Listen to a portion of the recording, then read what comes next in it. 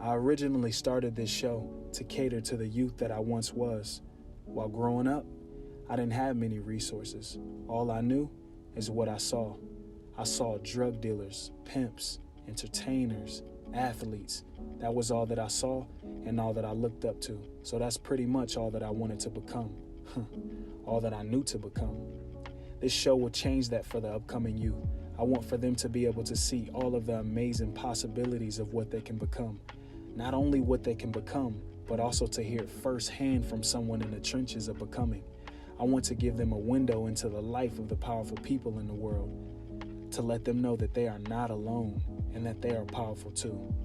In order to accomplish this, we must be brutally honest about our hardships and upsides. We are all just a network of relations. We have to be able to relate to each other. It helps us understand that anything is possible. The life that God has for us is in our imagination. It's not in what we see. Shall we begin?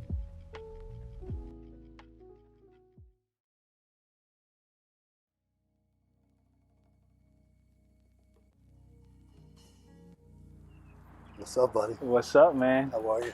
I'm to good. see you, man. Good to see you. So, we just got done running 2 miles.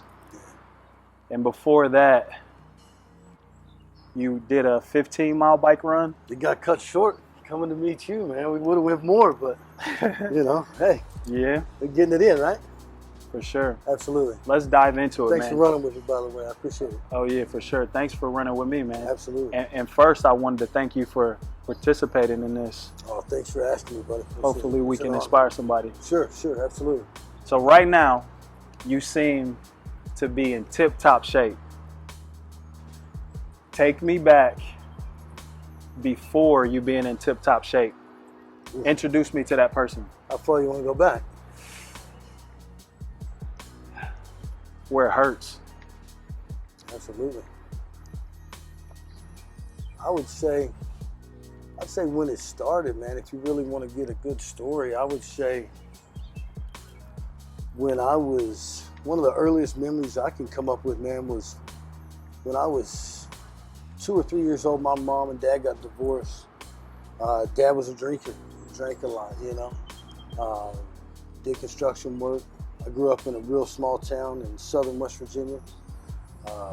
Really kind of a hometown, one stoplight, you miss it type area, Everybody knew everybody. But Dad had some problems with some alcohol, and Mom and Dad got divorced.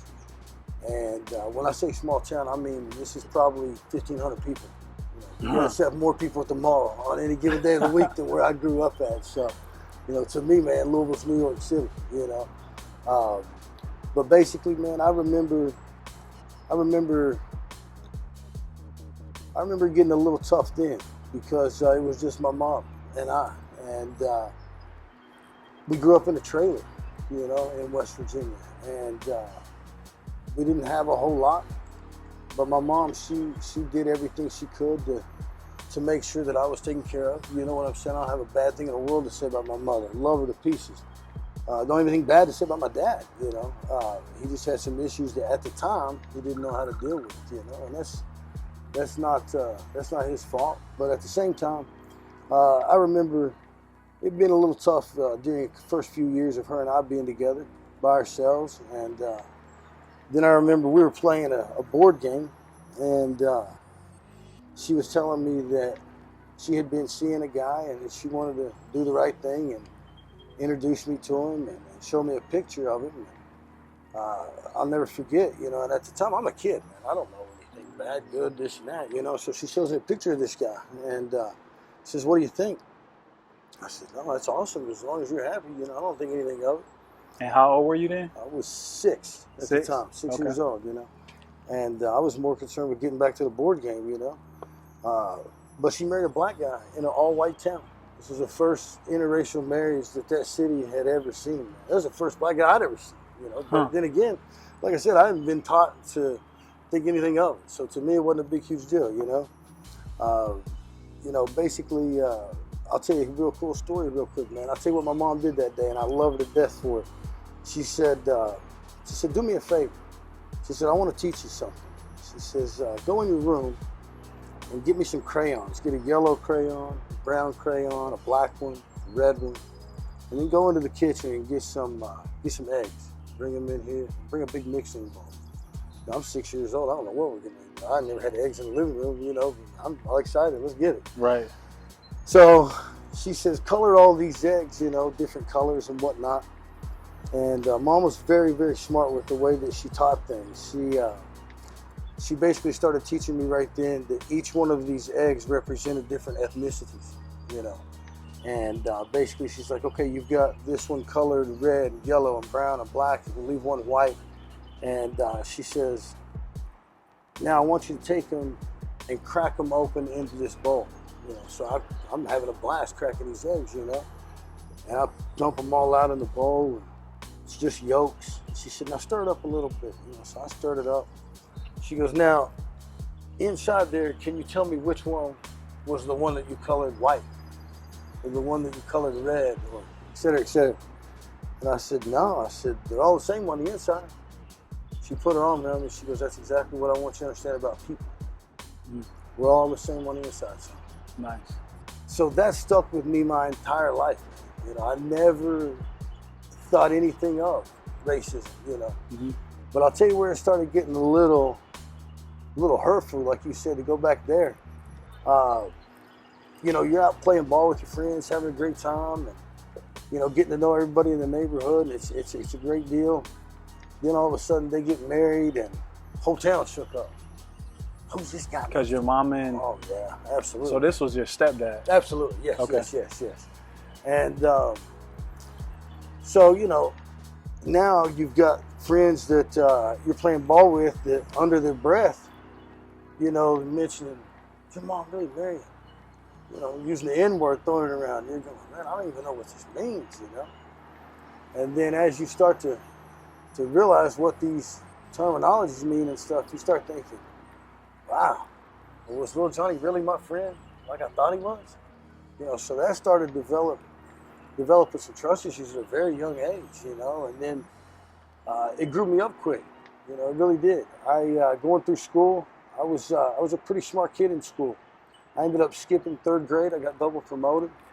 I thought it was a blast because I got to, you know, skip a grade. I'm going to get out of here quicker, you know, around new friends. But, you know, the good and bad of that is that it put me around a lot of older kids. So in my senior year in high school, for a little while, I was 15 years old, just turning 16. And so, you know, skipping ahead a little bit, you know, I'll go back to my biological father to show you where it kind of started a little bit. I remember after they got married, I would have every other couple of weekends with my dad, and my mom was really protective about how much time I would spend with him because she knew he had drinking problems, you know. And me as a kid, I didn't know, you know, what drinking was and all that good stuff. It seemed fine to me. I mean, I'm 7 years old, and all I know is we're getting ready to play baseball in the backyard, so it's fun to me. Right. But what I didn't know was that, you know, what was in that red Dixie cup the whole time we were playing ball in the backyard, you know. I had no idea he was drinking all through the day. And by about this time of the day, 6, 7 a day, or in the evening, we'd go inside and get ready to start watching the Reds play baseball. And I became obsessed with baseball. It was really my outlet as a kid, you know, because I associated it with getting to spend time with my dad and learning the game and stuff. But then I would notice that about the same time, every other weekend when I'm seeing him, he'd go to bed early, you know, and I'm going, man, the Reds just came on TV, man. What are you going to sleep for? I had no idea that was passed out. You know what I'm saying? I didn't know what that was. I'm 7, 8 years old, right? What age did it become understanding to you where you were like, okay, I know what he's up to. Right, yeah, that came a little bit later, man. But I'll tell you what I remember vividly is it's scaring me, you know, because he was kind of unresponsive at times, you know. And so to me, as a kid, I didn't know if he was all right, you know. But I remember having to ask him, in my head, the only logic that I knew was asking him math problems to see if he would answer, because that told me his brain was working. That's pretty smart from a kid, though. So I would be like, dude, what's 4 plus 4? And 8. And I'm like, all right, cool. He's at least, all right, cool. And I'd go back to watching the game. You know? So to answer your question, a couple years later, it started to really kind of click that there were some issues there, and that really wasn't normal. And once my mom realized that, those visits started to become far and few between. I don't by any means say anything bad about my dad. He just didn't have the tools at the time to know how to cope with that. You know what I'm saying? Right. My grandfather died at 37 from cirrhosis of the liver, so I never met him. So it ran in the family. But I will say that I've always had a great relationship with my dad. Right now, it's 2019. He ended up going to the hospital in 2008. His stomach was real swelled up. His brother saw him walking down the road and pulled over and talked to him into going to the VA and getting looked at. And basically they told him, they said, if you drink another drink, man, you're done. So he's not drinking anymore? 11 years. 11. Cold turkey right there. So he hasn't drank in 11 years? 11 years, man. Okay. So I'm closer with him awesome. now. Oh my God, man, it's killer. That's It's awesome. It's so cool. So don't take just me telling you some bad stories. There's good silver lining there. You know what I mean? For sure. So I'm closer to him now than I've ever been. It's been fantastic. But, leading up to that, was pretty rough, So that was childhood. You know what I'm saying? So, give me a transition, because not having an avid father or a responsive father that's actually in your life. Now, my stepdad was. He was a great example. But I didn't realize that stuff until later. I didn't come to appreciate it until later. Because I had automatically pegged it as, he's my stepdad, man. We didn't really, I didn't listen like I was supposed to. Okay. You know what I'm saying? Like, I didn't take the lessons in. I mean, from day one, he's opened my mom's car door. He's opened the door. You know what I'm saying? He's a gentleman. He's a very respectful individual. They're still together? Oh, absolutely. That's awesome. 30 years, man. So, I mean, this guy really was a good influence, but I didn't catch it then. You know what I'm saying? Like, that didn't come until I got out of the military. Okay. Until I got out of the military was when it started to click. Wow. So you went into the military too? Yeah. When did times get a little rocky outside of, not having dad in the home and having your stepfather play your father role? Sure. What was that like for you? It was very tough, man, because in my head, I'm an only child. So I didn't have a brother or sister to bounce any of this stuff off of, to say, should we listen? I didn't have an older brother saying, like, dude, the guy's trying to help out. My friends sure weren't telling me that this guy's going to give him good advice. You know what I'm saying? They're still trying to figure out what he's up to, being in a white town. So hearing some rough things through school, man, that was tough. But I would say around 16, 17 was when I first started getting involved with drugs and alcohol myself. It got a little rough right then, man, because I had always wanted to play baseball, man. I was pretty good at it, and I had hopes and dreams that was my ticket out, And I'll never forget the day that I was lifting with my pitching coach, man, and I was just getting ready to graduate, and he was asking me, he's like, man, what do you want to do whenever you graduate? And I had kind of given this canned answer, like, I want to go to school and, study business and this and that and the other and whatnot. And I remember I was right in the middle of a bench press, and he goes, how you going to pay for it? I'm like, that's a good question. And I'm like, hold up. Back then, if you was making $6 an hour, you were doing something. This is years ago, this is a big deal. So I'm like, damn, I really thought about that, And that's when he started. He was a former Marine himself. He was a couple years older. So that's when he started talking to me about joining the military to kind of get out of that area. And so that's what I did. I went up and talked to all 4 branches, took the ASVAB, scored really well on it, and scored high enough to be accepted into the Air Force. And that was my ticket out. That's awesome. Yeah, absolutely. So how long were you in? 4 years. 4 years? Yeah. Okay. So that's a topic in itself.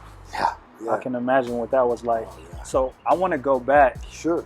Because the age of 16 and 17, those are really impressionable ages. And I'm almost getting the idea that you said your grandfather was an alcoholic. Right, yeah, he died at 37. So I never met him. You know, he died when my dad was little. And then your father. He's out of the picture. Out of the picture. Yeah. But you remember him drinking as well, right? Absolutely. So to me, like, to get to spend time with my dad, like when I got my license, you know, I would drive to go see him, to hang out with him. You know, after all, he's my dad, right? Again, he's never done anything bad to me at all. He's my dad, you know? So I would drive to go see him and hang out with him. But the dynamic was so messed up, according to other people in society. We didn't see it as West Virginians because we just thought this was father-son bonding. Right. I would show up and hang out with my dad all weekend and get drunk. We're playing, he teaches me how to play poker and spades and all this good stuff. We're having a hell of a time. And how old were you? 16, 17 years old. Well, but you got to remember, to us, like how you just shook your head, right? We didn't think of it that way. Well, like, this is completely normal to us, you know? There was no clocks back home of like, I didn't really grasp that you're not supposed to drink until like noon type deal, until coming here, the military. Right. Like, it wasn't anything for you to wake up to the sound of a beer cracking. Like, that was an alarm clock. Nobody thought anything of it. Like, this is no joke, man. That's crazy for you to put it that way. It is. I mean, you know, I can't shame you in any way because I had some experiences myself. Sure. But my father wasn't around, so it was more like my uncles were a bad influence. Like, they were like, here, take a sip of this. Oh, yeah. Oh, this will put some hair on your chest. Absolutely. So, absolutely. I had that as well. I remember getting in the ocean one time and drinking and puking in the ocean at like 10 o'clock in the morning because we were doing shots of scotch. And I came back to the shore and my uncle's dying laughing. And I'm going, bro, I'm out. I'm done. He said, boys, rinse your mouth out, man. You're all right. You just made room for more. I'm thinking, well, all right. So to me, peer pressure kind of took hold, and that was my way of being able to spend time with the people that I looked up to. So, I totally get that. That makes sense, you know. When you look back on that now, do you think that was good parenting? Oh God, how could you? You know, but at the same time, I don't judge any of it because they didn't have the tools to know any different. Like, how would he know that that's bad? Because his dad wasn't around. So how would he know that what he's doing is wrong? See, does that make sense? Yeah, like, you know, that's the mature person inside of you answering that. So when you look back on it, and I look back on it, I think that they knew that this just wasn't right. Oh, absolutely. It took me a while to get to that part, to be able to have some resolve for that. And I kind of feel like my uncles, they thought it was funny. Oh, I'm sure. They just thought it was hilarious or cool at the time, and they were probably kids themselves. Right.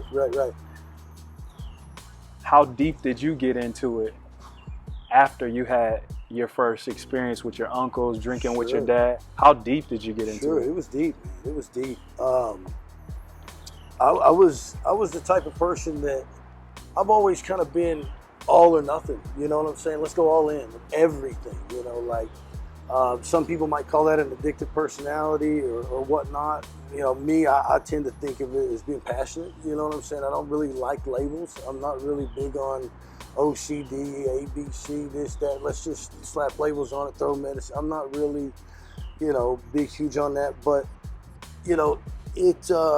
I've always been the type of person to go from 1 to 10. You know what I'm saying? There's never really a lot of in between or moderation. You know, if we're gonna do it, let's do it big. You know, so when I got involved with smoking pot for the first time, one thing led to another, and the next thing you know, I'm at parties trying coke and this and that.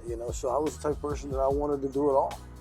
Because if one's good, 10's great, right? Like, I mean, that was the mentality of, You know, why not? You know. Yeah. So I'm not laughing at you. Sure, I'm no, just, I have to, bro. Yeah, it was. that's a heck of a philosophy. That was, it's like nothing exceeds like excess, man. You know, it's like if we're gonna do it big. You know, Right. and so, and I think a lot of that stuff subconsciously, man, looking back on it, was probably for attention. You know, it was probably, you know, look at him, he can chug a beer faster than the rest. So, you know, we put these stigmas to things of, you know, somehow that's cool. You know what I mean? So, I think a lot of what drove that was boredom. You know, we're in the hills of West Virginia. There's no big metropolitan city of things to do like there is here. Right. You know, so, you know, the weekends consisted of going out to your buddies and shooting guns. And you were lucky if somebody had a four-wheeler, you know. So what do you do all through summer when you're out of school? Right. At 17. We've got a 4-mile square radius that we're playing with, man. Like, what do you want to do? It's literally like that, you know. Like, I like that you're telling me. 15 minutes, you're done figuring out what there is to do. Right. You know. I'm glad you're sharing that because there's a disconnect in how I grew up and how you grew up. Sure. See, mentally inside, when we're inside of the trenches and we think that, oh man, nobody has it worse than me.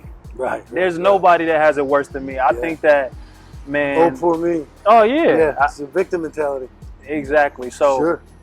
It's awesome to know, not in a bad way, but to know that you experience the same things that I did or other kids have, but just in a different way. Absolutely. Absolutely. And it makes me feel the same way to hear you say that, you know, because it's taken me a long time to work through all of those to be able to be vulnerable enough to talk about it as open as we are right now. Right. You know, so I appreciate you telling me the same thing as opposed to, you know, putting on the front like, oh, that never happened to me. You know, because 98% of the people do that, you know. Mine was, so yours is kind of country. Sure. It was more like a city boy, and our weekend is we go to the YMCA. They have like some kind of party there. What's that? See? What is that? You spelled that wrong. Well, hold on. What kind of word is that, bro? Well, Yumka, what is that? We didn't have that, bro. That's the beautiful end of it. Yeah. So you got a little YMCA party.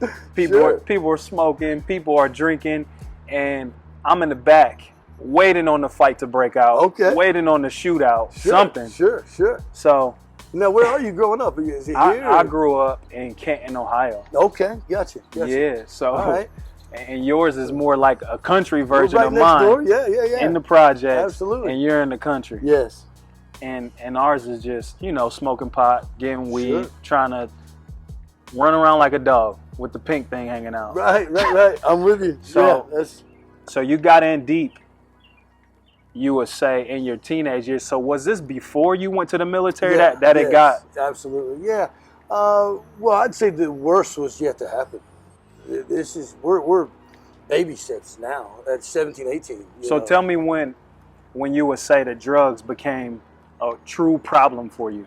Oh, I would say, there were a couple of times. Prior to the military, there was a point in time where I thought that I had hit rock bottom, but I didn't know that later on it was going to get worse, you know. There were some times that it had gotten so bad that my mom and dad had forced me to go to rehab, you know, and then, you know, I'd been in and out of rehab a couple of times, and I realized really quickly how to play the game, you know, and it was like, to play the game. It didn't help me because it didn't help me because I wasn't ready to quit. Does that make sense? Mm-hmm. You know, I knew, you know, kind of what to say to appease the doctors at that point in time. You know what I'm saying? Because I had done it 3 or 4 times, but I never got anything out of it because I didn't think that I had a problem. Mm-hmm. You know, it's like they say, step 1 is admitting you actually got a problem. And so to me, I was like, dude, I'm having fun. Mm-hmm. I can't believe they put me in here. Okay. So I developed a lot of animosity at that time towards my parents, even though they were acting out of love, you know. So to me, I was like, dude, you just took me out of the game for 2 weeks to go to rehab.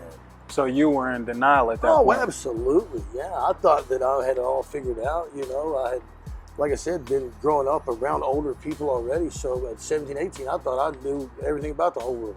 you know, and that was pride, ego, arrogance, you know, all of these things that I didn't see in myself at that time. You know, it's really hard to see those things when you're in the fog, you know. So again, so it got bad, but the military kind of straightened me out because I knew that I couldn't do those things. I couldn't do drugs because of random drug tests. So I knew that in a way that was kind of growing me up like it was supposed to. So for 4 years, I didn't do anything, you know, as far as smoking pot or drugs or anything like that. How old were you when you first went to rehab? First time in probably 16, 17. Yeah. 16, 17? Yeah. And how long did you go? I think the first time was 7 days. I think I did 7 days a couple of times, and then one that was really the eye-opener was a 30-day stint inpatient, and that one really caused me to start to really see things differently, because there were people in there that had real problems. Like, I didn't think that I had real problems. These people were on some hardcore, you know, they had mental problems, and, you know, just, I think that did more harm than good, being around people like that, because I was so young. It shocked me realizing that, like you just said earlier, some people have it worse than us, and that really opened my eyes. You know what I'm saying? Did it open your eyes in a good way to make you want to change? It did, because it made the transition into the military a whole lot easier. I never viewed the military as punishment to try to get off drugs or whatnot. So I think it really was a good segue of me saying, I'm going down the wrong path, or I'm going to end up like these people. So, you know, when I went into the service, it was pretty easy to focus on actually growing up and learning what it took to be a man, you know. Yeah. But, like you said earlier, when I was in the service, you know, it became another monster. That's when alcohol really started to get because involved. You can't drink in Absolutely. So now everybody knows that we can't go do those things, but we can drink. And if we can drink one, we can drink 30. So, you know. Why go small, like you said? Let's get it, you know. So, you know, and I had a very stressful job in the military, and so all of the people that were around me, we were an extremely tight-knit group. But because of the stress of our job, knowing that, you know, if one of us messed up, we weren't going home. You know, so Friday, Saturday, and Sunday was, you know, kind of the release of the week. And so we were getting kegs and partying. I got stationed in Florida. So, what part of Florida? Destin area, Eglin Air Force Base. So it was beautiful. Oh my God, going from West Virginia, I couldn't comprehend that they were going to pay me to live there. Like, that was, it was a mind trip to me. But, you know, don't get me wrong, don't let the drinking overshadow all of the positive things in the military, but that's when the seed of alcoholism really started to get watered, if you will, you know. So it seems like you kind of dabbled in it in your teenage years. Yes. Did you go downhill from there, or was it uphill? There was an uphill stint going into the military, but then when I was in it, that was when I realized, and again, now that everybody else is doing it, you don't see that you're having a problem. You know what I'm saying? Like, I didn't catch the fact that you might be able to go get some buffalo wings with me and drink two and stop. I didn't have that. Mine was, if I had one, we were stopping on the way home and getting a 12-pack. Because, again, let's go hard. If we're going to do it, let's do it, you know. But there had to be somebody that was like the person that you named that would only drink two and stop. Sure. So do you think that it could have been your choice of friends? A little bit, I would say, you know, because naturally we get around people who are more accepting of us, you know, so. Well said. You know, why would you want to put yourself in an uncomfortable position with, you know, like I wasn't going and buying a 12-pack and drinking at the gym. You know what I'm saying? Like, let's go drink, let's be around drinkers. So, you know, you naturally gravitate towards those people who are doing the same things that you are. So that energy is kind of feeding off each other, and it wasn't helping, you know what I'm saying? So, you know, I think it got to the point where I started to notice that person being able to have two and stop, and then I became jealous. Wow. Because I'm like, how do you do that? Like, how do you turn that off? So I didn't know. Wow. Yeah, it was. So it got to a point where you were like, envious of the person Right. that could cut it off. Right. So at that point, you realize, like, I got a problem. Yeah, that's a problem. I got a problem. Absolutely. How deep were you in it when you actually realized that you had a problem? Again, I don't think the worst came until I got out, you know. But, you know, how can you foreshadow? I mean, I wasn't like I was writing on my 5-year plan, let's get messed up more than I am now. You know what I'm saying? So I didn't see it then. But I remember there were times, man, that I would go out with my buddies. I remember one time in particular that really startled me was we had gone out and partied pretty hard one night, and I have no concept as to how we got home, you know, back to the barracks there. And when I woke up in the driver's seat of somebody else's car that was parked in our dorm area. And I know I didn't drive it, you know what I'm saying? Like, but I have no clue like how I got to that position or whose car it was. That had to freak you out. Oh my God, it scared the heck out of me because I had literally blacked out to the point where I guess I must have been in my room or something and just walked outside to get fresh air and, you know, maybe just said, I want to sit down, and just opened up a car door and sit down. Like, thank God that person didn't come out and try to leave that day. It probably would like, who in the heck is it? You know, so it just seemed like I had, you know, just skirted right past, you know, really having some serious repercussions to it. You know what I'm saying? It was like I kept realizing I'm probably a little bit different than most, you know? So things like that, when they started happening more and more, was when I realized this is a little iffy. But again, I still didn't have the wherewithal to seek help or, you know, because remember, back home, that's weak. Why would you do that? Like, really? And I sure am not going to call my mom and be like, I think I've got an alcohol problem while I'm in the military, 950 miles away from you, and worry her, you know? So, you know, it was kind of like I felt like I was on my own. It was one of those things like, I'll figure it out tomorrow. I'm cracking on. You know what I mean? So it was like that, you know? So you were kind of just using it just to cope with knowing that you had an issue after you realized that you had the issue. Isn't it crazy?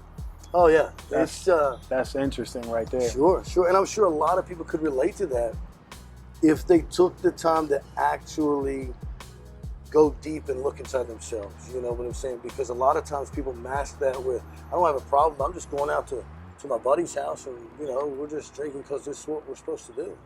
You know, or, you know, then they look down, they're like, but I've done this every night for 6 nights in a row or 25 out of 30 days. You know what I'm saying? So until they start to really go deep like I did through fitness, and we'll get to that later, it's hard to realize that you're just masking a problem, you know, and snowballing. See, I don't like how scientists and doctors say that, oh, it's genetic, it's in your DNA. My wife and I were just talking about this today. Yeah. Just how you said, yo, I don't like to put a title or a name on it. Right.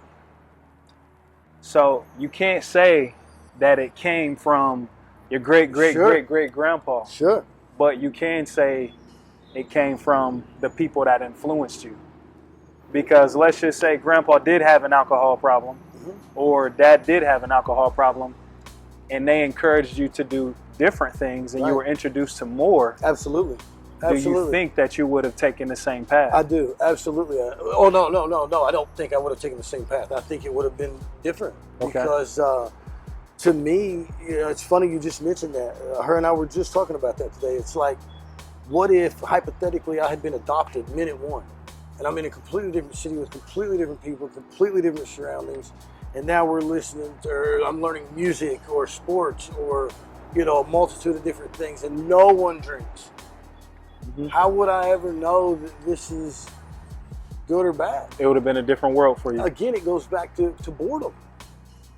If you know, my biggest thing is if people understood that, it's kind of cliche, but it's no joke when people say, you know, idle hands, it's the devil's workshop. You know what I'm saying? I've heard that plenty of times. You know, and how many times did you see in your own life that you sat around and you're going, there's not a lot to do.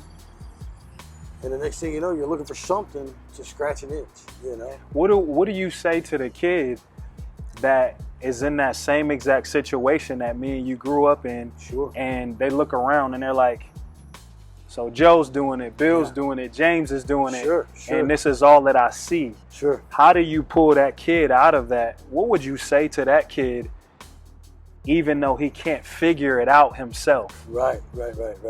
Take it from somebody who, and I haven't even told you about the part hitting rock bottom yet. But what I would tell that kid is, everybody who told you that if you don't change your friends, you're going to either end up dead or in jail and all that stuff, they're not joking. You know what I'm saying? Like, you make, let it go one ear and out the other and think, oh, mom and dad don't know what they're talking about. Mm-hmm. Or my teacher might not know my situation. I'm different. I'll be fine. You won't at all. You know what I'm saying? They're serious. They're absolutely serious. And, taking it from somebody who was that close, I would tell that person, if you could talk to yourself 5 years later or 10 years later, I would tell you right now, get out of the situation, be a leader, and run from it. Grab a book,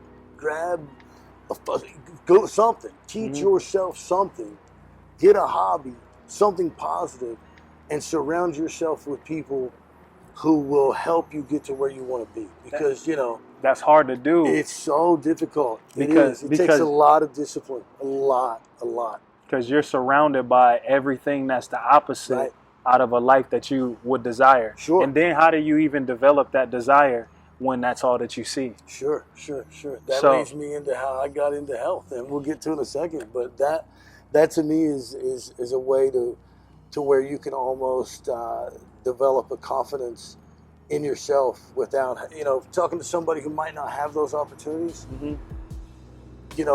Everybody's got an opportunity to go outside and regardless of what it is. I'm not saying that everybody should follow my lead in regards to health or fitness, but I'll tell you, it's a really good way to get there because, not only are you helping yourself, but, you're able to release that energy. If you really think about it, we've all got that energy in us that wants to get out and do something, To me, I've found that's what helps me, But I would tell that person, man, if you can, separate yourself and don't give any. It's about getting teased or made fun of because you want to go run when little Johnny and them want to go down the riverfront and drink 40s. Right.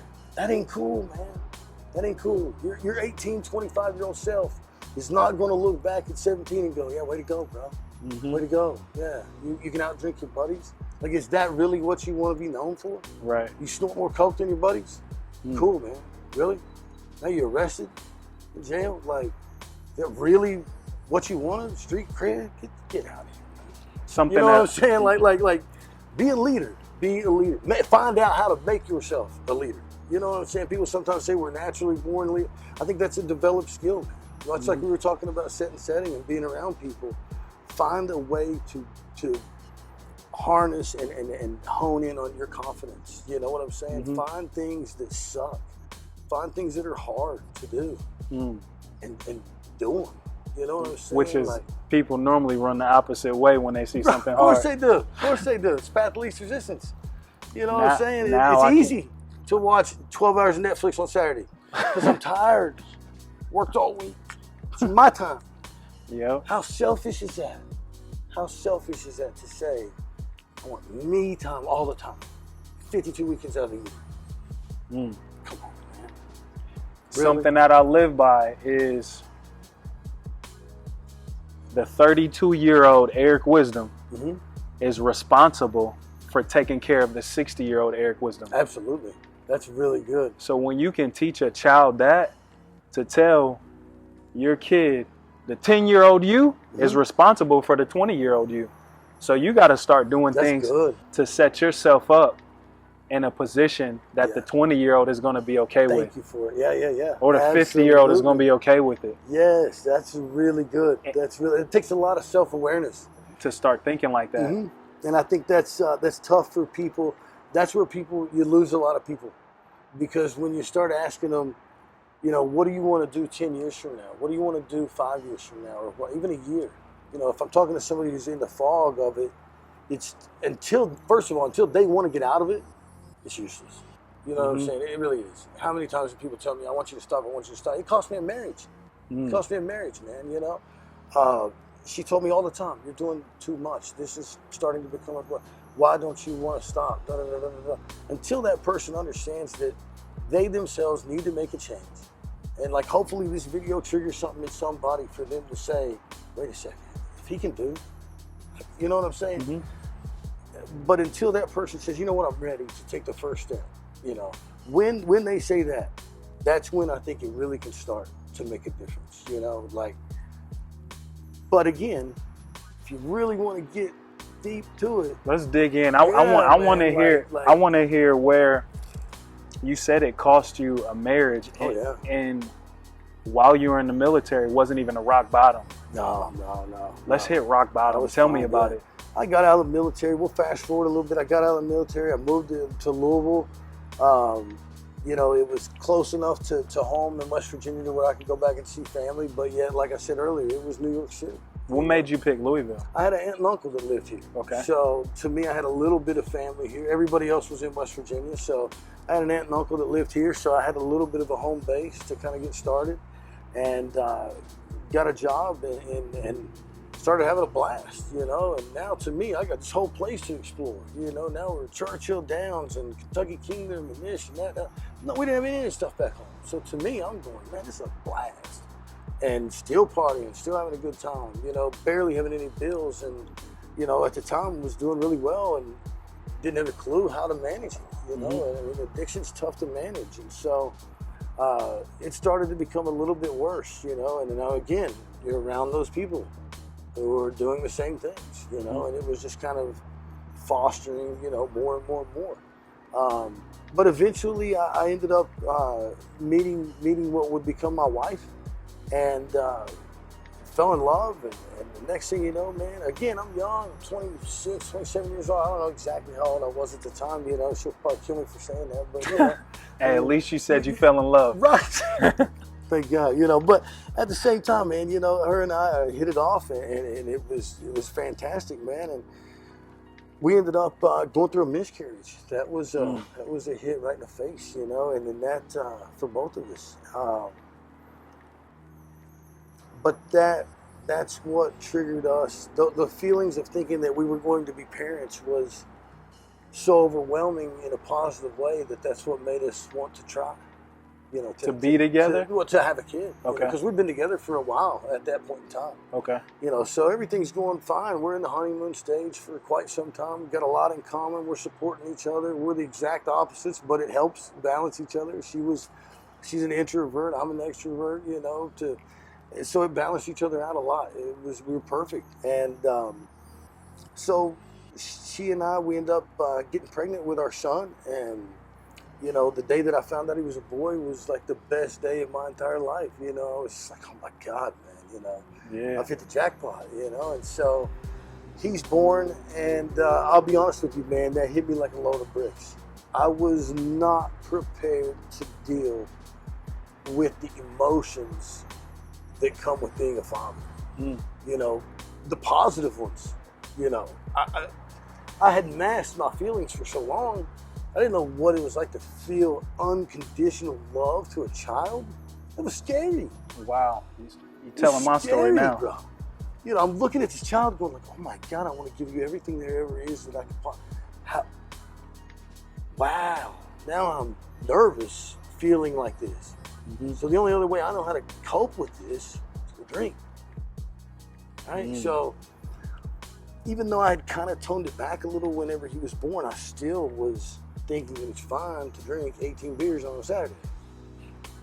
It's not, like, you know. So fast forward to where it really got hard was by the time he was 2, oddly enough, I'm following in my dad's footsteps. It's almost identical.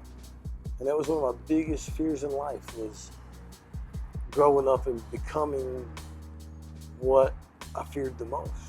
You know, because by the time I'm this old now, I can look back on all that and think, wow, that was heavy. That, you know, he was doing these things and wasn't around and like da-da-da-da. And now you're experiencing all kinds of you end up fulfilling the life that he had. Exactly. And so that was that was terrifying to me, man. You know, I'll never forget the day that she said, you know, Lakin, I love you as a person, I love you as a father to him, but for my health and sanctity and protection of us, I mean, I was never violent or anything like that, but you know, it was just a bad environment. She's like, we're gonna have to separate and get a divorce. Like a load of bricks, dude. You know, so now I've gone from seeing the most treasured human life to me every day to every other weekend. This is not a great combination for someone who's already experiencing some depression, because they know, I was self-aware enough to know that drinking wasn't fixing anything, you know. And now I'd gained weight, you know, I'm at the heaviest, I weighed almost 260 pounds. So my self-confidence, you know, when you know, quit drugs and alcohol 10 times a day, it eats away at you. Because, you know, at noon, I'd be like, you know what, man, this is the last one. How much you weigh right now? 173 pounds. So y'all may not be able to visualize that, but do my face look like a swollen basketball, bro? Oh yeah, I'm right out to here. Yeah, I'm gonna have to put up some pictures so I can show them some before pictures of you. Yes, please do. So you and your wife, she decides to leave you because your addiction. Unmanageable. Yeah. She had tried to help, and you know, she couldn't understand at the time why I couldn't quit for them. But she didn't understand that's not how an addict's brain really works. You know what I'm saying? Like I said earlier, until little Johnny figures out he's got to do it for himself, mom and dad and friends can talk to the blue in the face. You know? Right. And it wasn't until later that I was able to actually explain that to her, for her to understand that. You know, and I think that hurt her so bad because she couldn't understand, if he loves us so much, why would he not just put it down? Heck, I was upset that I couldn't figure out how to just put it down. You know, if it was that easy, I would have done it back at 17. See, most people don't understand that. They think that they're the problem. Right. Or mainly, what am I doing to cause him to do that? So now she's putting all this unnecessary stress on herself that I'm causing. I hear a lot of women doing that, just beating themselves up. Like, what is it me? What can I do to fix it? And they don't even realize that it's only you can fix the problem. So when she left, did you stop drinking? Did you continue drinking? Oh yeah, because that was my only way to cope with the depression of losing not only my best friend, but my best friend and my son too. You know, so now I'm all jacked up. I'm by myself now. Now I've got more boredom, more time on my hands of going like, now I'm grasping for straws, and the only straw that I felt like that I could grab was drinking. You know, literally. So, you know, it's no pun intended, but it was it got really bad there. You know, so now I'm seeing him every other weekend, and you know, I'm not really drinking when I'm around him because it's my son. You know, I didn't want to be the red Dixie cup guy, right? That's how you knew that it was an issue, right? When you even tried to manage it, so you would only do it when you were by yourself, right, and not do it with your son. Exactly. And so, you know, it got worse. It got to the point where now it's starting to cause problems. You know, the drinking and drugging is causing problems now. Now I'm being late for work. Now I'm drinking at work. You know, again, I've grown up thinking that this is totally okay. It's totally fine to drink a beer at 9:04 in the morning. Remember, we used that as an alarm clock back when we was. So it's okay to go to Speedway and buy 2 24-ounce Bud Lights at 8:40, right? No, it's not cool at all. But now it's causing problems. You know, it's hard for me to now pay bills because my work is slacking. You know, I'm getting so spun out of myself that now it's starting to cause problems. You know, so I remember being behind on rent and my car payment, And this is when it started to get dicey, you know, because in my head I was like, I've got this, you know, I'll figure it out one way or another. But no, I didn't. I remember coming home and, you know, of course, her and I don't live together now because we've separated, you know. So I remember coming home one night and seeing an eviction letter on the door. That one hurt because I'm like, I don't have family here, really. You know, my aunt and uncle had moved, and my cousin is like they're established doing their thing. You know, I'm not trying to inconvenience anybody by calling and putting my problems on somebody. But now it's starting to, like, you got to pay the piper now. Like, I didn't have the money to pay this, you know, so it's like you got 7 days to get your stuff out of here. You know, so I remember coming up with enough money to put that stuff in storage. And I'm like, how do I explain this? Like, how do I hide it when it's my weekend to see my son? Whoa. Yeah. So, like, not wanting to give that time up, man, I remember this was the situation. I remember being in a spot where I didn't have a place to take him because at this point in time, I am now officially homeless. I remember I would go pick him up at her place on Friday evening, and I would drive to West Virginia, 2.5 hours away.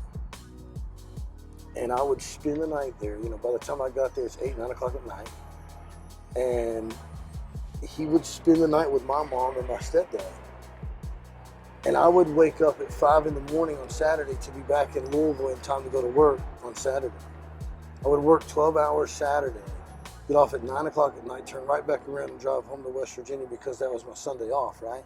Right. So I'd be home at midnight on Saturday. Never get to see him between Friday and Saturday. You know what I'm saying? Mm-hmm. And then for a little while, Sunday morning, we would spend some time together. And then I would drive back in order to have him back at her place by 6. And I did that every other weekend. Wow. For probably two or 3 months. Meanwhile, through the week, you want to talk about rock bottom, here it's coming. You know, I was sleeping in my car, dude. You know, and it was November. It was getting cold. And I remember to a point where I had to make a decision on whether or not. Now, keep in mind, man, I'm not saying any of this stuff to sound like you should feel bad for me at all. I take full responsibility for this stuff now. You know what I'm saying? Like, I look back on this thing and I'm not proud of it at all. I don't tell these stories to sound like I need somebody to leave a comment and say, oh my God, you had it rough. No, absolutely not. Use my example to never go here. So you talked about earlier, like, what would I tell that kid? Mm-hmm. This is what you could end up as if you keep going down that road. Okay? So, like, get out, go do something else, right? Right.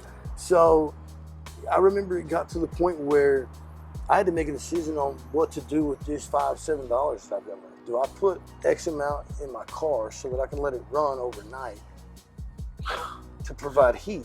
What? Or do I divvy it up to get some food, right? That's when you know.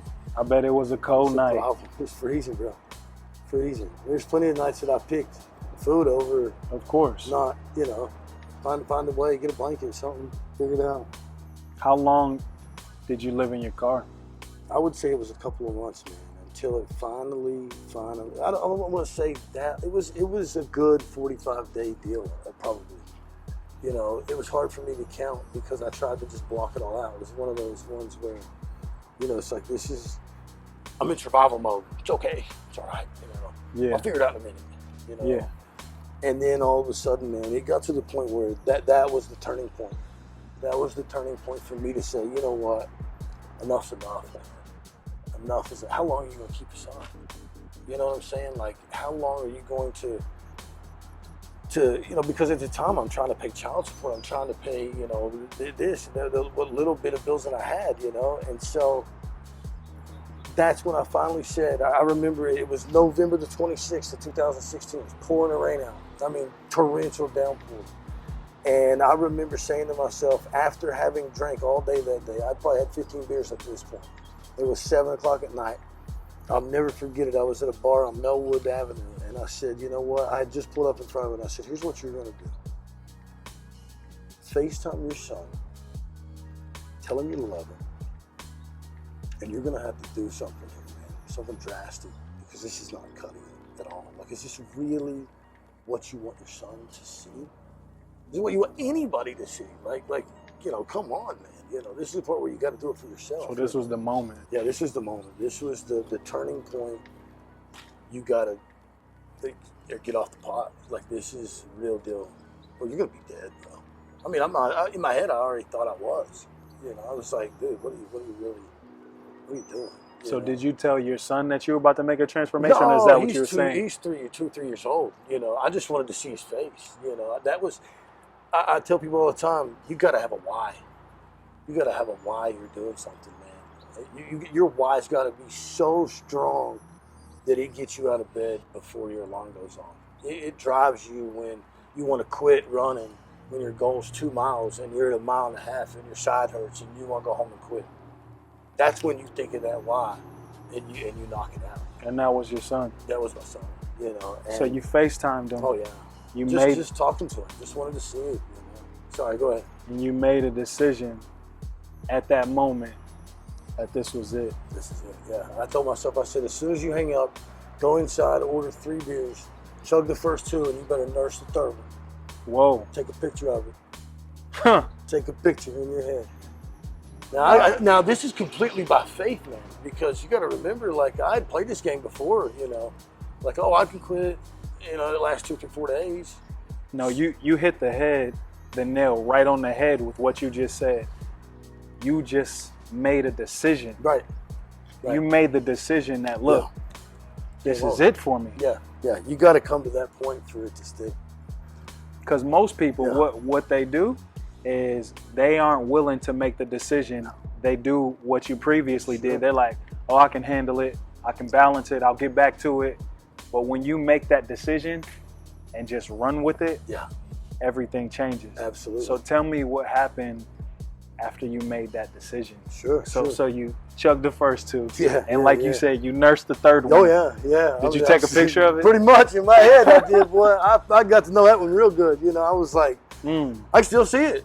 I can still see it in my hand, man. I still know exactly where I was sitting. You know, and I'm looking at this going like, this is where maybe what I'm about to say some people can relate to, and some people it might be a little bit too intense for. But, you know, this is what worked for me. All my life I had been told, you can't do this, you can't do that. We're from West by God, Virginia. We ain't supposed to be. You know what I'm saying, dude?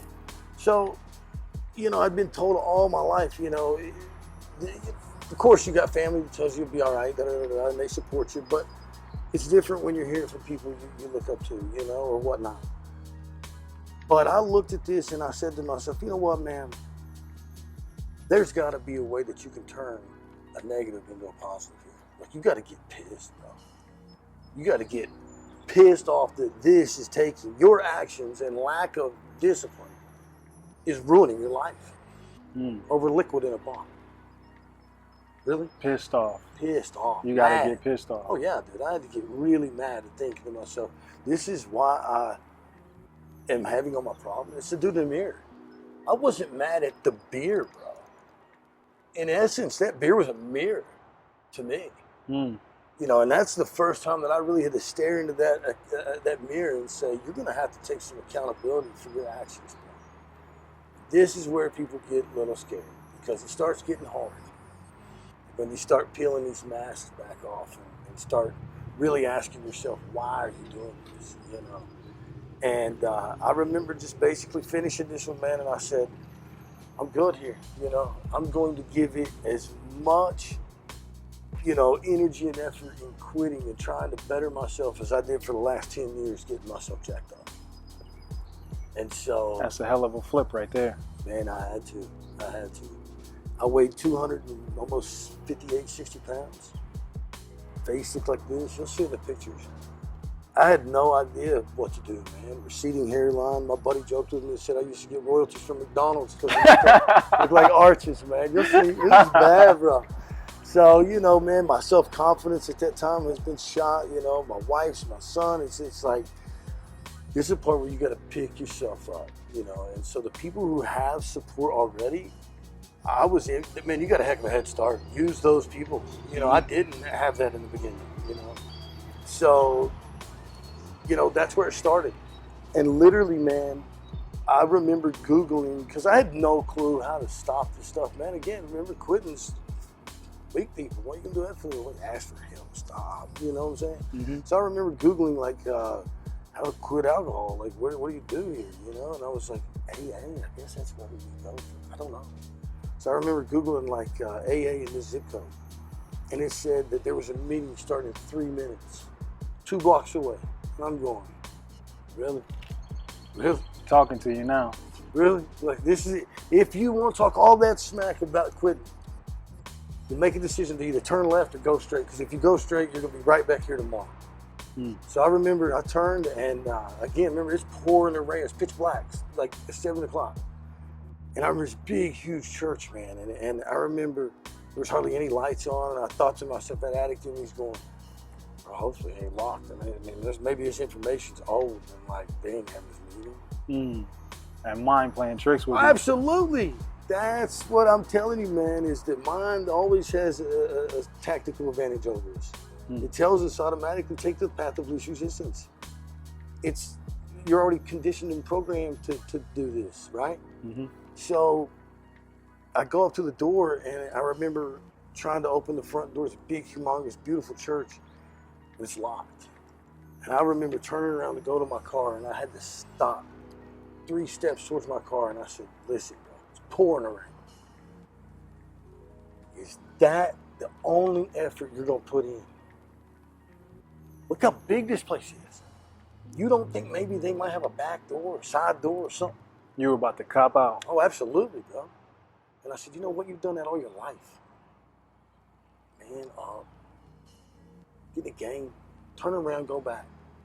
I turned around, I went back, and all of a sudden I saw people walking down steps in the back. I said, you gotta be kidding. There's no turning back now, right? I didn't have any idea what to think, dude. So I went in there and I sat down. And I am now in my first meeting, dude. And like, this is a total trip to me, man. Because again, this is exactly what I've been bred not to go do, because that's, you know.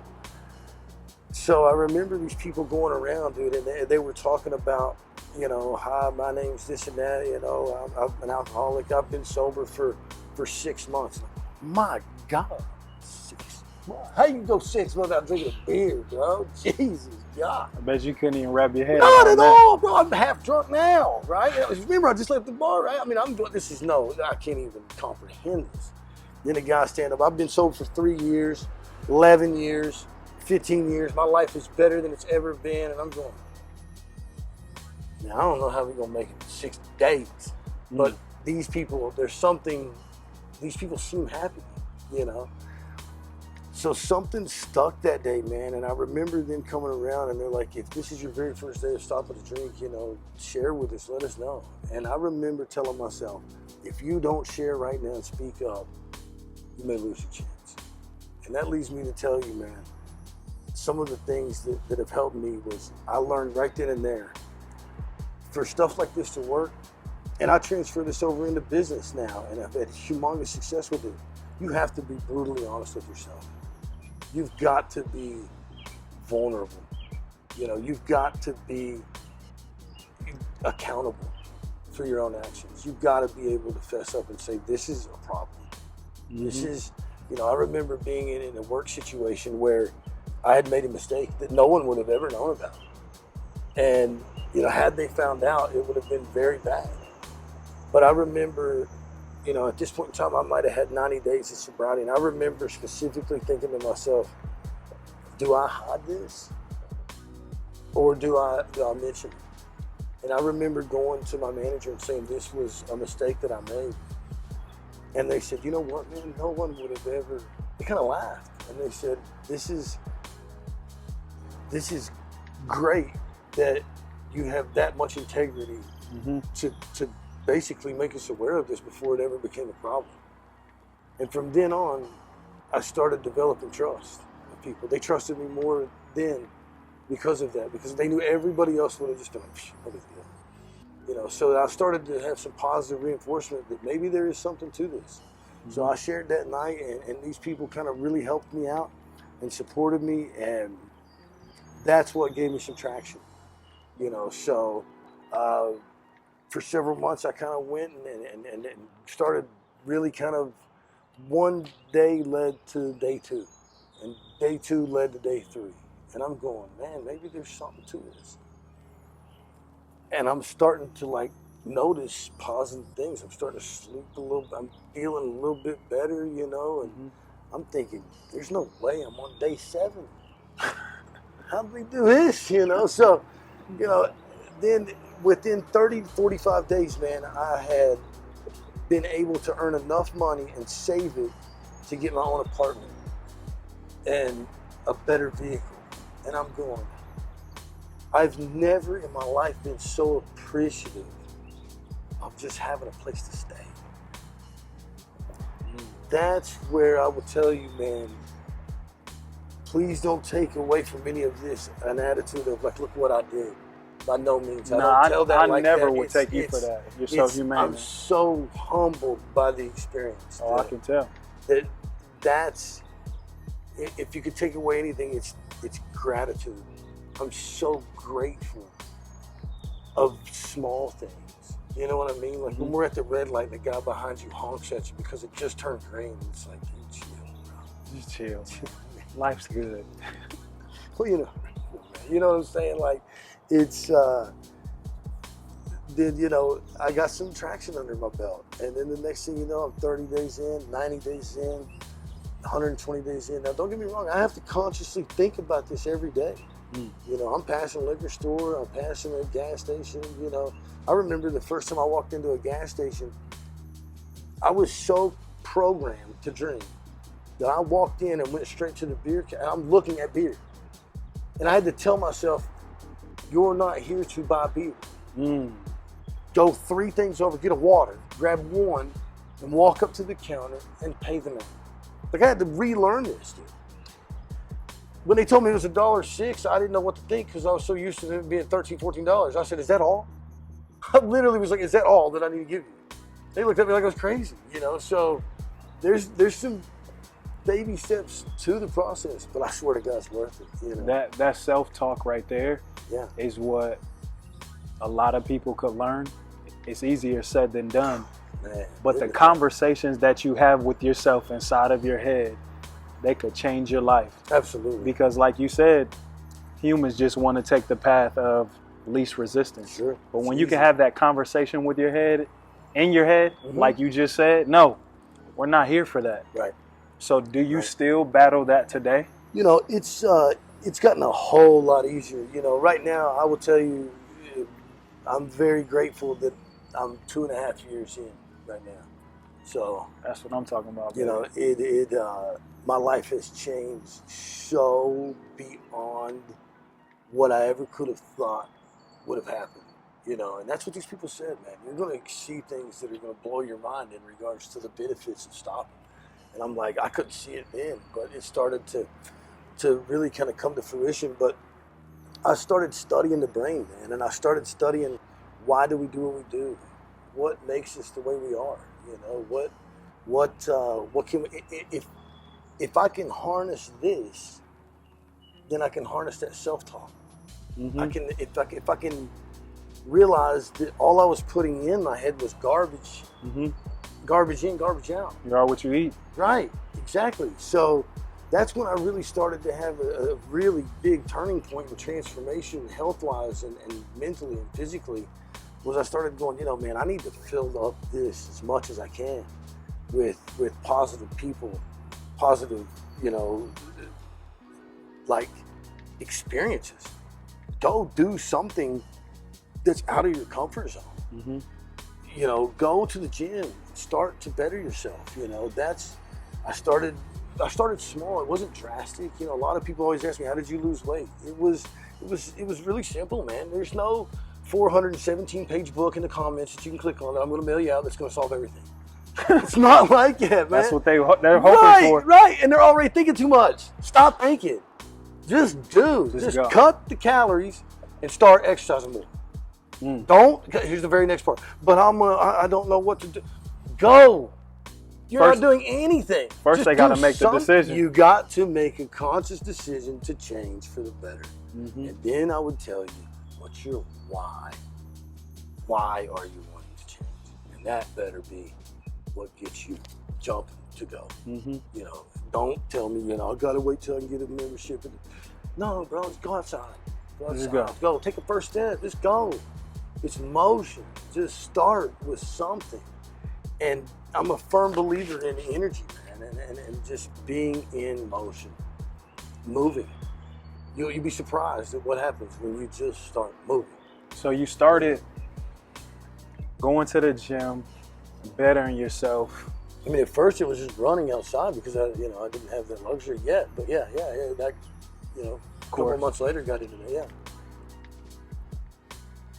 So I don't want somebody to think that they have to do that for it to work, you know, there's no, but sorry, go ahead. No, everybody's situation is a little different. Sure.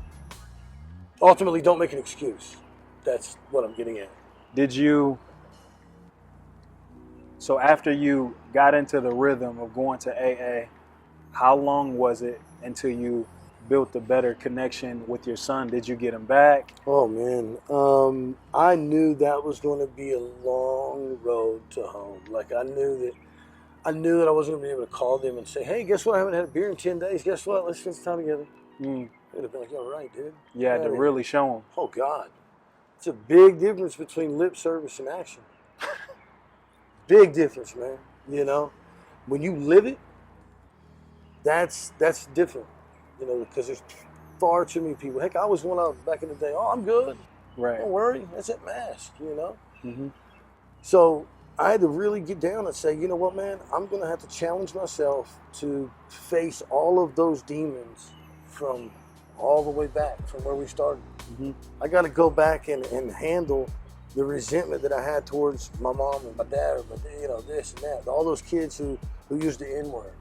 I gotta go face to face with the teacher who said, don't sell those candy bars because that's not what we do.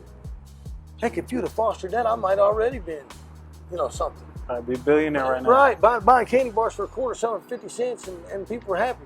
That's 50% profit increase.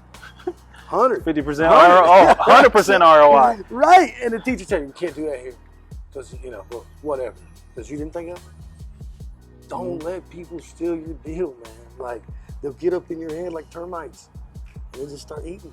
That's why I tell you, if you can protect this to where it's just turtle shelled, if you will, man, it starts to become, you know, unstoppable. So you but said it's a process. It's a process. It didn't happen overnight. So I had to go face all of those demons, man.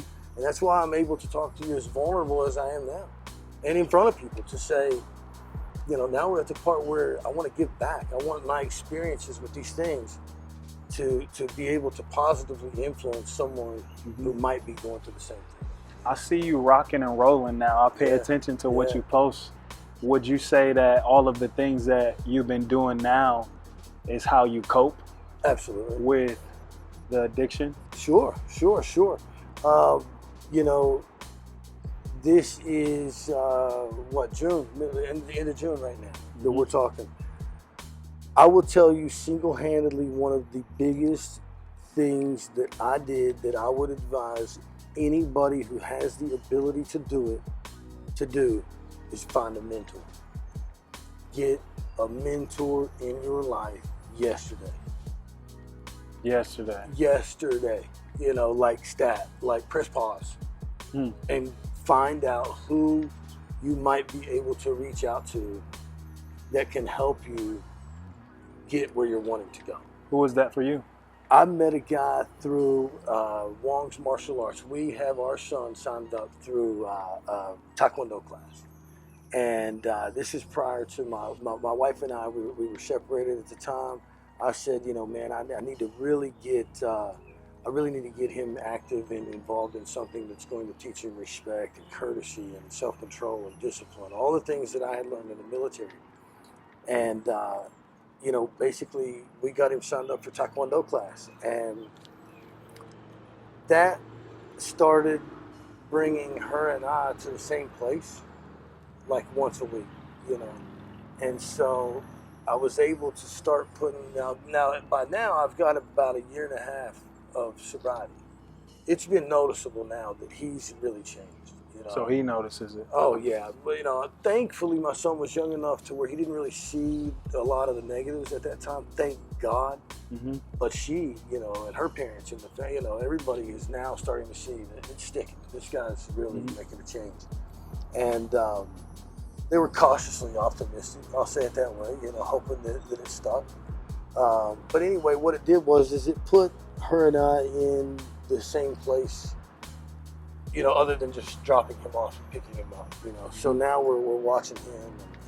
And, what ended up, you know, I had zero intentions in the world of ever getting back together with my spouse. That never crossed my mind, you know. But as the universe, God, or whatever you believe in would have it, and over a period of time, we started spending a little bit more time together with him, just showing him good parenting, co-parenting. And I started slowly, you know, getting rid of a lot of that resentment and anger. Started talking to her a lot more, you know, with respect, and it's a little bit different. Mm-hmm. And the next thing you know, man, we really sat down and had a long talk. And my mentor was the one who basically kind of put this thing in motion, you know. And anyway, long story short, this gentleman basically was introduced to me by my neighbor, you know, at the time, and was like, "Have you met a friend of mine? We went to high school together." And I said, "No, I haven't met him yet." And basically she goes, "Man, you guys are a lot alike. Both outgoing, you've been in sales, this and that. You're both, you know, high energy. You guys really need to hang out, you know." I'm like, "All right, cool."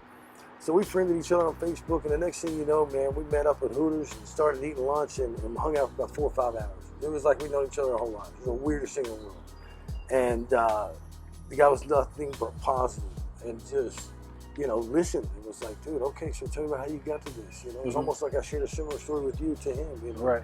And he's like, "Dude, I can relate. I've been there myself, you know, in a different way, you know, and this and that and the other." And in essence, man, you know, I saw a lot of myself in him, and I saw a lot of positive characteristics that I was like, "Man, if I can hang around this cat, maybe, just maybe, some of this might rub off," you know. And I will tell you right now, that was the catalyst of her and I starting to talk a little differently. And so here we are in May of last year, her and I got back together. And so that's awesome. The payoff to all the hard work is there. And it might be different for people, you know what I'm saying? They may have different goals and stuff, and I get it. But for me, that was the culmination of wow, there's something to this, you know, like all that positive energy of grinding and trying to fix myself and face those demons so that I wasn't someone else to her and to my son and to everyone else.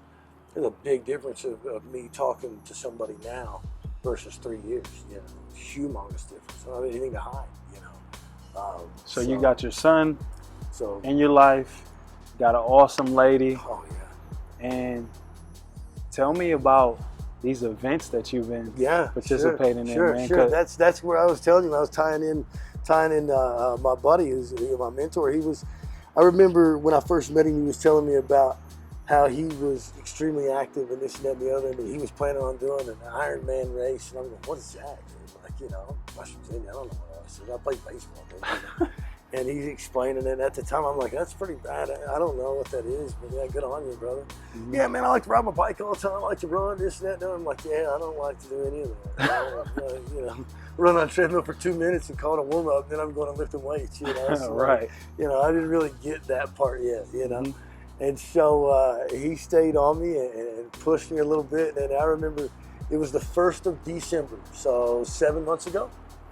I remember him saying, "Hey, buddy, why don't you meet me at Wong's up here on Westport and Hurstbourne? It's December. It's cold out, right?" He goes, "Let's meet up here and we'll run 2 miles. Right. It'll be good for you." Crazy? No, bro, it's 15 degrees out. I ain't done it. No way, dude. I played baseball. We ran 90 feet and stopped. You want to run 2 miles. But at this point, your mind's different. Yeah, I'm different. This is the part where now I'm going to challenge yourself. You've already lost some weight into the gym, but let's take it, ratchet it up, bro. Mm-hmm. Let's really, really see what you're made of. Let's go play. Let's see if you can really start to harness your brain, because you thought you had up until this point. Mm-hmm. This is why I tell people, you can only make it so far by yourself. Find someone else, and you will grow exponentially. You know what I'm saying? And so I met up with him. It's freezing cold out. You know, we're at 6 o'clock in the morning. It's pitch black. I'm like, what are we doing? When you're running and you have to put like lights on and stuff, that's when you realize like it's early. Like, this is, what are we doing? You know, right? Right. So we go for a run, and like I seriously thought I was gonna die at the end of it. I was like, oh my God, I can't breathe. I can't. You know, oh my God, this is a lot. He's like, dude, you'll be all right. Stop, man. Stop with excuses. You're fine. No. Meet you again tomorrow. Uh-oh. What? I'm gonna need at least a week to recover, right? That's that brain. A week. That's that A brain, week. right? It's that brain. No, man. No. Path of least resistance. Mm-hmm. But I had to tell myself, no. Let's do it again. Let's keep going. Mm-hmm. Much like these meetings were like, keep coming back. It's the same type of concept. Keep going. Keep pressing yourself. And I'll never forget, man, we ran across the street. We had just started running. Had taken 10 steps. And he goes, hey, you know they got that marathon coming up in April, right? You should try that. I said, what are you, drunk? Uh-oh. It's 6 o'clock in the morning. You're talking about a marathon. No, bro. Like, now I'm questioning whether or not I should even have you as a coach, because like you're that far out there to me in my head. But in reality, that was the best thing. That he knew what he was doing. You know, he's pushing me. He knew I had that in me, that mentality of let's go hard. You know, but he knew how to do it in a way it was positive. You know? And subtle. And I was like, dude, there's no way. You're crazy. And then he knew really quickly. He's like, bet you can anyway. Even if what? That's a so that blessing. was a challenge. You know, so yeah. That's a blessing to have somebody in your life like that. Huge, man. And you don't realize that you have those people whenever you're stuck in your ways. Right. Because you can't see it. You're so prideful and ego, and you know, he has called me out on all of those things and taught me how to recognize those things before they get out of hand, and you know, just show me how to be grateful for the little things. You know, to even be able to talk to you like this now, it's the peace that I have is something to be so thankful for, man. You know, because I remember staying awake 4, 5, 6 in the morning, like, oh my God, what am I going to do? How am I going to fix this? And to now be able to say,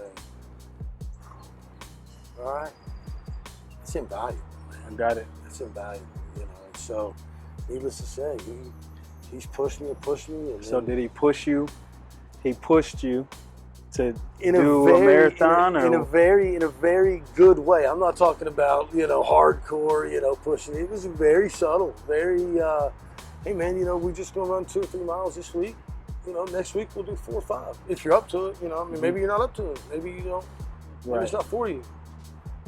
I'll play. Yeah, you know, it's like a challenge. You know, and so next thing you know, man, I start realizing that our body is literally a machine. And it starts with this. Mm-hmm. It starts with this. I never would have dreamt I could have done 2 miles that day. I never would have dreamt I could have done 4 miles or 6 miles or anything like that. But I just kept going back, and I kept challenging myself, and I kept going, how can I? And you know what that does, man? When you start to do something you've never done like that in a good, positive way. What's that? You start getting that confidence back. Ooh. You start really going, wait a second. I just ran 2 miles. I didn't think I could do that. And in fact, I did it when it was 15 degrees out and there's snow on the ground. And when I go to work at 9 o'clock, these people are coming in with coffee and wiping the sleep out of their eyes, and they're going, what are you up to? I'm just getting started. Let's go, man. You know, and then that awesome. starts to build self-confidence. That's everything that addiction takes from you. That spills out everywhere in life. God. When you start taking care of yourself, I can imagine, because the transformation for me too, whenever I started getting into trying to stay fit, making better decisions, it spills out into everything. So tell me about these events. Sure. So the first one started with the challenge of doing a marathon. You know, I was like, that's absolutely impossible. I remember running with him and saying, buddy, I can't do anything for 4.5, 5 hours at one time. It's hard for me to sleep 5 hours. I ain't doing that. Like you and me both. Yeah, man. I'm like, dude, I can't. I'm one of these type of people. I gotta go. I can't it's hard for me to sit still, man. You know, so he's like, you'll be all right. You can do it. Just keep training. Just keep pushing yourself to run. You know, today we're gonna run 2 miles. This was that day one conversation. Today we're gonna run 2 miles. Next week we'll try 2.5. If you're up to it, then 3, then 4, and I'm going. But I'm so thankful that somebody believed in me, you know. And so the next thing you know, man, I find myself a month or 2 months later running across the bridge over here in Indiana, running 16, 18 miles. I come back looking at it on a phone. You know what that does to your brain when you see it on a phone and it shows a map of you crossing into another state? Probably make me faint. I was like, you gotta be kidding me. Like, we did that. Like, you know what I love about this stuff? There's no way to cheat it. You can't cheat it. You can't cheat the work. Like, you can't download an app and tell your buddy, hey, listen, man, you know, I'm going to go run 4 miles today. And if you know I got this app and you're my real, true accountability buddy, people wonder why I post this stuff on Facebook. It's not to tell other people what I'm doing. It's accountability, right? So if I tell you I'm going to go run 4 miles today, I have to text you this picture, right? Right. I can't strap it to a dog's collar and just hope that it comes back, right? I can't put it on the roof of the car, you know, and then it's going to say max speed, 78 miles an hour. Like, it doesn't, you know, there's no way around these things, man. And that's what really drew me to this game is there's no real way around this. And in fact, it's not even so much that I'm doing it to show you that I did it. I'm doing it for myself. That's when the transformation really started to click, man. What was the first marathon you did? What did you have to do? Was it running? It was swimming? Yeah. It was 26.2 miles, man. They had the option of doing half of it, the mini, or a half marathon at 13.1. But in my head, I'm like, again, all or nothing. Let's do it. If we're going to do it, let's do it. I'm going to put the work in to do it. You know, I wasn't prideful enough to say, oh, I can do it, and then not train for it, and then would have fell on my face. You know, luckily, he taught me you got to put the work in, trust the process. You know. Much like I trusted being sober would lead me in the right direction, I had to trust that the training would allow me to do 26 miles. 26.2. Don't forget that 0.2. Ooh, that's how I know you're serious about it. Yeah. What's going in your mind, going on inside of your mind when it's getting tough? Oh, yeah. Or did it get tough for you? Oh, absolutely it got tough. What were you telling yourself? You know, like I said, up to that, I had only ran 18 miles. So I didn't know what was beyond that. Never again ever say only 18 miles to me again. Don't ever say that again. Only 18 miles. That's when you know, like, it's starting to, yeah. I never would have dreamt to say that sentence, but wow, that's what's powerful. going on in your head? So yeah, I didn't know what was beyond 18, man. I didn't know what was at 20 and 22, you know. And from what he told me, he's like, what's going to be real mind mess up deal is like by the time you hit 20, like you'll be able to see the finish line by the way the course is laid out. If the people who ran it know what I'm talking about. You have to cut down this way and like run away from the finish line. Okay. To come back to it. So like by the time you're wanting to finish, you can see it, but you can't.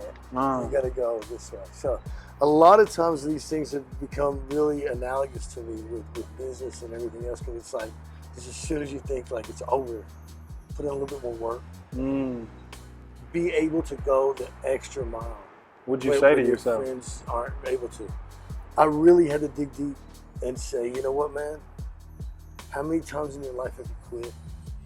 You know, when you could have really achieved something. You quit baseball because you started smoking pot. You quit caring about your marriage because alcohol is more important. You quit this, that, the other. Is this going to be another one? Really? So, you know, I challenge a person. That's a hell of a conversation. Oh, yeah. It gets deep, man. You know, you really find out who you are when you go run 26 miles. You really start to face all of these people, all of those demons, you know. And to come down that finish line and hear people screaming and cheering for you, and knowing that in 1 minute you're about to become part of 1% of the nation, of the world, who's done this. Mm-hmm. I can't describe that to you, man. Like, I can't put that into words. And so I can just imagine though. I can kind of feel it. Like, you need just to based do it. off like of you what. need to do it. Like, like come with me. Hey, let me borrow your legs. That's right. That's right. I'll run as far as I need to. Give me them if I legs. can do, it's a process. So, but that was an ultimate confidence builder, man. That was something that really did something to me. That really allowed me to say, my God, if I can conquer this. And when I say this, I mean a race and this. Mm. If I can remain disciplined enough to get up at 5 in the morning to go to the Y. I finally found out what those Ys are. For real. Yimka, is that what you call it? Yeah. We didn't know what that was. But if I can develop the discipline to do these things, what else am I capable of? And so my buddy asked me one day. We were at the Y, and we walked by the pool, and he's like, "Hey, can you swim?" Mm-hmm. I'm like, "Yeah, man, I can swim."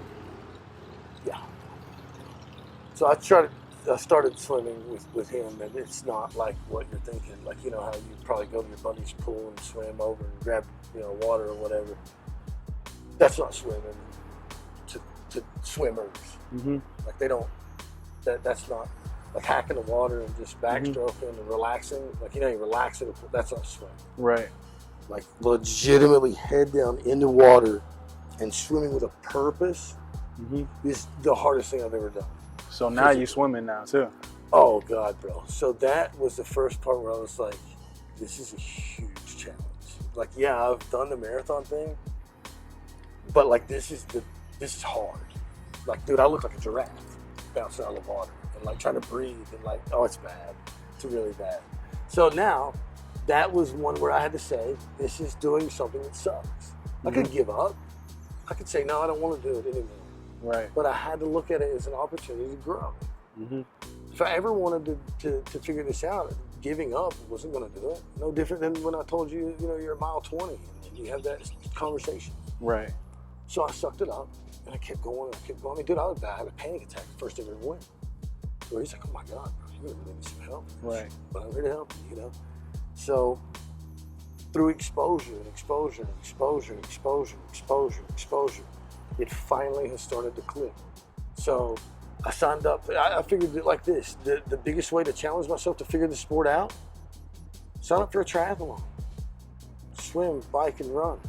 Sign up for it. Figure it out. So you're about to do a triathlon? So this was 2 months ago. So I signed up for it. And they're telling me that I have to swim 400 meters in a pool. Mm-hmm. Then I have to ride a bike for 12 and a half miles. And then I have to run 3.1 consecutively, right? Mm-hmm. One after another. Right. My time swimming 400 meters is like 30 minutes. So that's awful. That's awful. Like, in comparison to people who do this stuff, it's terrible. Right. So I'd already gone into it with like self-conscious going, oh my God, this is bad. Like, I'm going to probably be the last guy to get out. Like, I had to like joke about it and say, like, you're going to have to find the race director and just say, hey, can I just jump in last? Because I don't want to get in anybody else's way. Right. But that's far better than saying, I don't want to do it because it's hard. See? So you finished it? So I did it, man. I jumped in and, like I said, man, a lot of this stuff could be analogies. You got to jump in. You got to jump in when you're scared, And I jumped in, I took off, and the next thing you know, the energy of these things is something else, man. I swam the best that I had ever swam up to that point. Nice. And shocked myself, So I immediately got out. I was like, if I can get out of the pool, surely I can figure out how to ride a bike. And if I just keep my legs moving, I'll somehow be okay. I'll finish before midnight, something. So I did that. And they give you a medal, and it's just like, it does something to your brain, man. Now it's starting to build the confidence up, Mm-hmm. And I want to see those medals. Yeah, I'll have to show you. I know it's a trip. Me and you we'll end up talking all day, so let's kind of yeah. close in. I want to hear what do you have planned here next? What's next for you? Sure. So this year so far I've done 2 of those. Okay. The second one was in the Ohio River.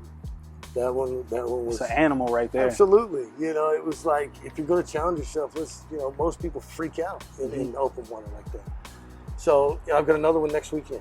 Right over here, 750 meters in the Ohio River, and then biking again. So I've got 3 or 4 more lined up this year at longer distances to continue to challenge myself and to keep me disciplined between now and then. Ultimately, I don't want to reveal it now because I don't know, but I hear they have this Ironman race in October here in Louisville. That's the tiger right there. 2.4 mile swim, followed by a 112 mile bike ride, followed by a full 26.2 mile marathon. You down? It'll eat your face up, man. You going? I'm gonna try.